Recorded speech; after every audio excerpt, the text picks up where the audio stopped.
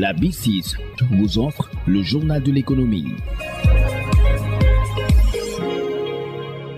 Bienvenue dans ce journal de l'économie. L'intelligence artificielle au cœur des débats lors de la deuxième édition de la rentrée numérique organisée par Gaïndé 2000. Une occasion pour sensibiliser sur les opportunités et menaces sur les économies, les entreprises et la société.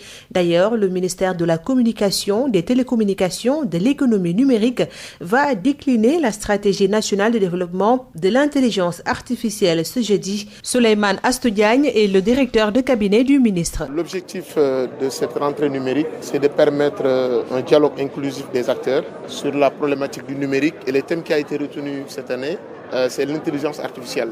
Alors, et ça entre en droite ligne avec la stratégie du ministère. Vous le savez, le jeudi 14 septembre, Inch'Allah, à 9h, l'État du Sénégal, à travers le ministère de l'économie numérique, va décliner la stratégie nationale de développement de l'intelligence artificielle, ce qui est une première en Afrique. Raison pour laquelle, le mois prochain, le gouvernement du Sénégal est invité à l'Union africaine pour prendre le lead concernant en fait, la vulgarisation de cette démarche nationale, pour permettre à d'autres pays africains de pouvoir s'inspirer du modèle sénégalais pour davantage renforcer l'intelligence artificielle. Sur le plan de la stratégie, il n'y a pas un pays aujourd'hui qui possède une stratégie nationale. On est le premier pays africain à pouvoir avoir une stratégie nationale. Et ça a été possible grâce au concours de différents experts nationaux, internationaux et de tous les membres de l'écosystème.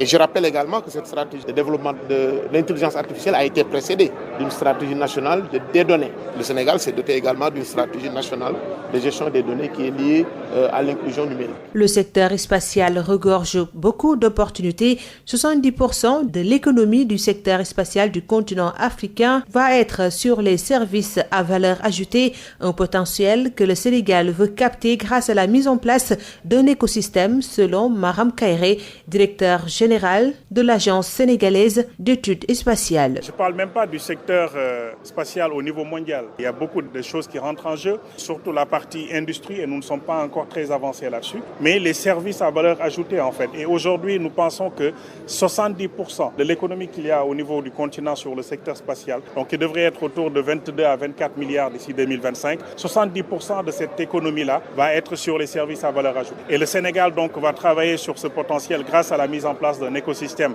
qui va être hybride entre le numérique et le spatial. Ça veut dire que les données qui vont provenir des satellites vont être exploitées par ceux qui sont dans le numérique pour développer des applications. Ça va être dans le domaine de l'agriculture, de la santé, de l'éducation, mais des objets connectés. Aujourd'hui, il y a énormément de services pour la mobilité urbaine, ainsi de suite, qui peuvent être mis en place. Et ces services vont faire travailler les entreprises, vont créer de l'emploi, mais générer également des revenus récurrents. Et c'est ça, en fait, qui nous permettra de faire du secteur spatial une industrie qui est moteur de croissance économique, mais en même temps qui génère vraiment de la valeur ajoutée. Donc si nous arrivons aujourd'hui à créer cet écosystème, que les gens comprennent qu'en développant des services, on crée de la richesse, on aura pris notre part, je pense, sur le marché africain.